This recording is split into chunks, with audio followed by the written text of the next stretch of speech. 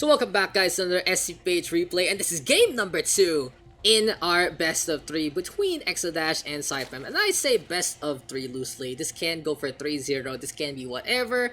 I don't really know, but eXoDaSh did take that first one, punishing the Roach Ravager all in the first place. So let's introduce our players here and now. On the top left, we got the Red Zerg, Cypem playing on Thunderbird LE.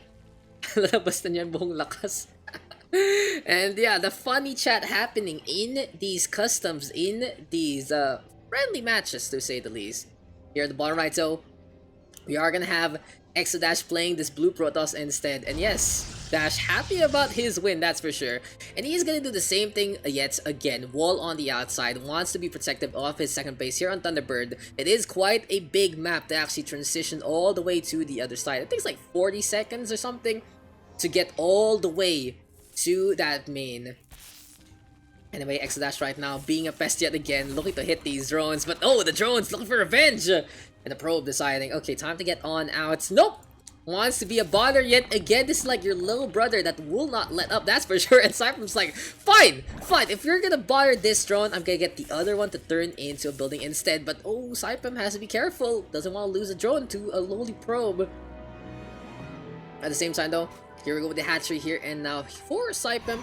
eXoDaSh doing the same, gonna go for that early nexus point, a minute 30, pretty standard if you feel like your defenses can hold in the first place. You can also decide to go for the cybernetic core first, and when you go for that cyber core first over the nexus, this means you want to get that earlier warp gate, and with that you want to play more aggressive. Usually it is a starting point for a 2-base all-in scenario, because you're only using that second base to keep up with your demand of resources over keeping up in general.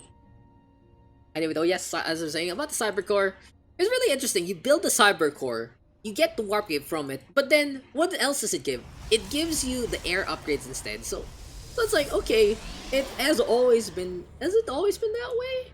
Right? It has always been that way. It's been, you know, it's really interesting that they made that building have the air upgrades, but it's absolutely essential for the gateways for your tech to open up in the first place. Anyway though, we are gonna get that robo facility, so it's a 1-1 opening here for eXoDaSh so far. You can always go for that 3 gate as well. It all depends on how your cycles are gonna be coming and going. Anyway, second nexus is ready to go here on Thunderbird. And at the same time, Cypem sending those overlords out to go for the scout as much as possible. Hatchery though, looking to be saturated, playing the macro game here and now, and on to the Baneling Nest we go. So it is gonna be a bust here for our Red Zerg. I like the bust a lot. I love seeing the Baneling bust just decide to stop caring about walls and go on the inside, or maybe get a big hit on the workers and pretty much the show in the first place.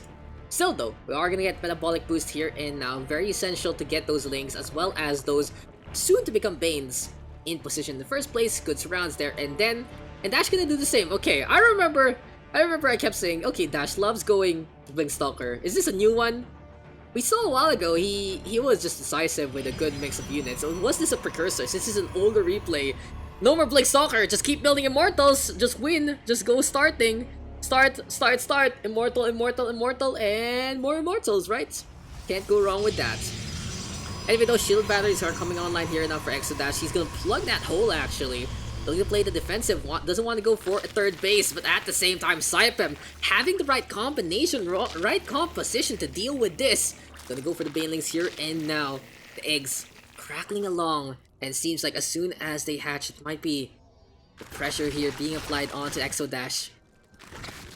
Fernando, Cypem gonna be sending those Banes on the south side. He wants to bring the Lynx first to go for the scouts. Oh, seems like it's not the case. The Lynx gonna be the second wave, and the Banelings now marching forward, finds the shield battery, and that is gonna be a crack on in, everything going down, sentries torn apart, and the Zerglings deciding it's time to eat, feast, and enjoy. The Zerglings trying to get away from the Immortal, doesn't want to deal with the barrier whatsoever. Probes are pulled to try and go for the plug, but the pylon is not in the way. It is gonna be going for the power instead. Artosis pylon shutting everything down. And now the only thing that Dash can build are immortals in the first place. At the same time, more links equals more pressure equals more surrounds. And immortals not looking too good in this scenario.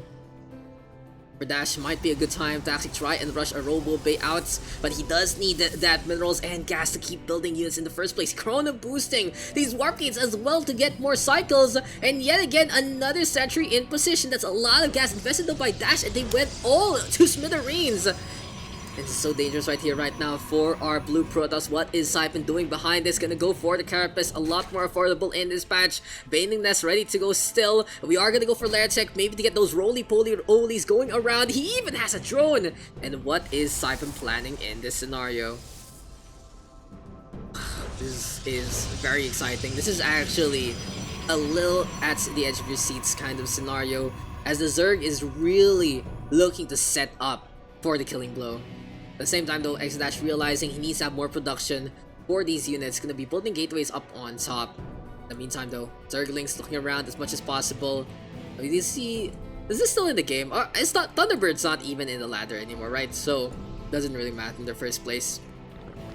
Anyway, we are gonna go by that second extractor. Into Roaches we go, and I love how Cypem is not getting stuck in his ways. He realizes the Banelings have done its job, and he can go for these other units instead to play into more meta, to play into more macro, and just dominates with a 200-200. That's pretty decent on the ground. Now, Roaches are really that kind of unit that you still want to play early. I feel like Roaches are a unit that really falls off by the later game. Like in terms of the units that come out from your opponents, there's so many ways to deal with the Roaches. For Toss, there's Immortal, there's the Void Ray, there's even the Tempest, as well as, you know, Carriers can be bothered. Archons also shrugging off basically the Roach hits. And you go for the Ravager, sure, you can go for the Bile, but you can do a lot more with the gas in the first place. So going for the Roaches, really a tier 1 unit compared to the Lings, which, sure, they are a tier 1 unit, but they have such good harassment. They can play them at any point in time, low cost, but ultra speed, and you can make them even pack a bigger punch in the first place. Anyway though, interesting enough, eXoDaSh gonna go for the Exodus yet again with the heavy Sentry composition. Sentry, Immortal, Stalkers, Zealots. Gonna be a lot of shield play here, and now Guardian Shields, Force Fields coming yet again, but the Banelings are already there to go for the hits. Guardian Shield a little too late to the party. But anyway, the Queens getting some good DPS on behind. Roaches though are a little separated. Will get picked off there, then, and around. And eXoDaSh, sure, winning that fight, but not the best situation, not the best scenario compared to game number 1. Cypem right now, looking for the killing blow still. Big Baneling hits might be in the cards as we get more Zerglings being morphed here, and now 24 running all the way. And the Queen's so separated. Good force fields here now from eXoDaSh. Bao gonna clean that one up, and that is what the Ravagers are for. What will your force fields do when they get shattered up on top? Here we go with the Bao yet again. Gonna be the Immortal crackling on down, and eXoDaSh losing a lot in this scenario, but the good warp cycle of those Zealots keeping the pressure on. Cypem backing on now. It seems like the advantage actually going in favor of eXoDaSh. Still though, here comes the Zerglings yet again, trying to run on in. The drones are pulled, and eXoDaSh not letting up whatsoever. Cypem in the meantime, desperate, and it seems like the Zerg has to forfeit, because eXoDaSh, even with the disadvantage, even with all that pressure, got the proper force field. Cypem just too late on those Ravagers. And what a game there. So it is a 2-0 affair right now in this quote-unquote best of 3. So let's just say maybe it's a best of 5. Who knows? Who knows? But we'll keep it at BO3. And I'll see you guys into game number 3. This has been fun between these two guys.